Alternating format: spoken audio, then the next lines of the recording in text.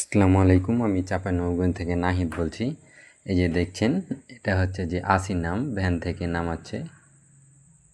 নামানোর পরে এই যে ওজন করা হবে। এইগুলো ডালি, একটা ডালির ওজন প্রায় 118 কেজি, 130 কেজির মতো, 110 কেজি এরকমও হয় আর কি। এখন আম প্রায় শেষ বলা যায়, আমের দামও অনেক। এই যে নামানোর পরে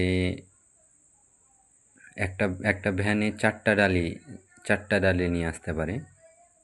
এই যে আম নামানোর পরে, ওজন করার পরে এই যে আমটা নামানো হচ্ছে ডালি থেকে। আমি হচ্ছে যে